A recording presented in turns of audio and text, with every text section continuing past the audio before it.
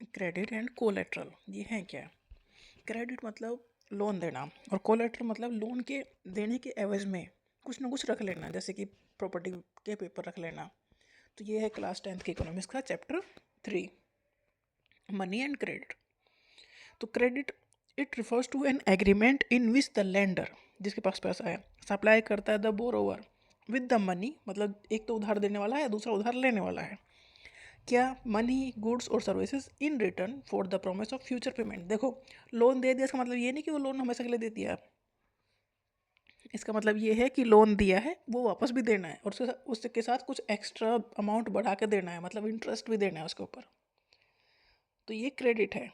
Every loan, इसके लिए एक एग्रीमेंट बनता है कि हम इतना लोन तुम्हें दे रहे हैं, इसके एवज में ये तो वापस आएगा ही और इसके ऊपर इतना इंटरेस्ट लग के वो एक्स्ट्रा पैसा भी वापस आएगा।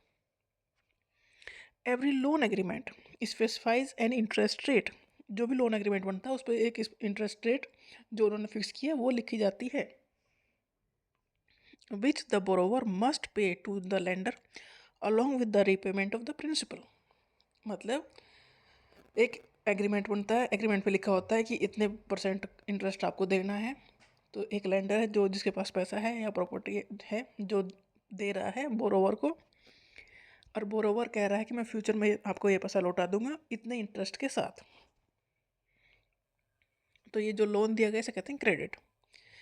Credit can push the borrower into A situation from which recovery is very painful. देखो, जिसने उधार लिया है डेफिनेटली उसके उसके पास किसी चीज़ की कमी है या वो कुछ करना चाहता है। अगर सक्सेसफुल हो गया तो लोन डेफिनेटली लौटा देगा। अगर वो उसका बिजनेस मान लो फेल हो गया, पैसा तो सारा डूब गया, पहले ही उसके पास कुछ नहीं था, अब तो और डूब गया, तो वो वापस कैसे लौटाएगा? तो ये काफ़ी पेनफुल प्रोसेस हो जाता है उसके लिए। इसके इसकी बचाव के लिए ही जो लेंडर है वो सिक्योरिटी डिपॉजिट कुछ ना कुछ रखते हैं, जैसे कि तुम्हें बिजनेस के लिए पैसा चाहिए, अपने प्रॉपर्टी के कागज़ मुझे ला कर दे दो।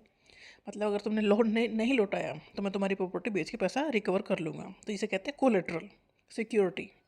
Credit, loan, collateral, security. Collateral कुछ भी हो सकता है, जैसे कि कोई एसेट, जैसे कि जो जो हमारी ज़मीन है, घर है, बिल्डिंग है, व्हीकल्स है, या कुछ भी ऐसा है जो जिसकी कोई कीमत है, जो उधार ले रहा है वो उसके प्रॉपर्टी पेपर वो लेंडर को ला के दे देगा कि पेपर रख लो, मैं लोन वापस कर दूंगा विद इंटरेस्ट, अगर नहीं कर पाया तो ये प्रॉपर्टी तुम्हारी। तो ये कोलेट्रल है। Use this as a guarantee to a lender until the loan is repaid, जब तक लोन रीपे नहीं होता जब तक वो कागज उसी के पास रहेंगे। If the borrower fail to repay, अगर बोरोवर जिसने उधार लिया है वो वापस नहीं कर पाया, रीपे नहीं कर पाया the loan, the lender has the right to sell the asset और कोलेट्रल टू ऑब्टेन पेमेंट। तो जो लेंडर है जिसने उधार दिया है उसे अधिकार मिलता है कि जो कोलेट्रल उसके पास है उसे वो बेच के अपना पेमेंट ले सकता है। ये ही बना है एग्रीमेंट। तो क्रेडिट में जब देते हैं, लोन जब देते हैं, तो एग्रीमेंट बनता है कि ये जो मैं दे रहा हूँ इसके ऊपर इंटरेस्ट लगा के तुम्हें वापस करना है, इसकी एवज में कुछ जो भी तुम्हारे पास है उसका कोलेट्रल सिक्योरिटी के फॉर्म में मेरे पास रखो।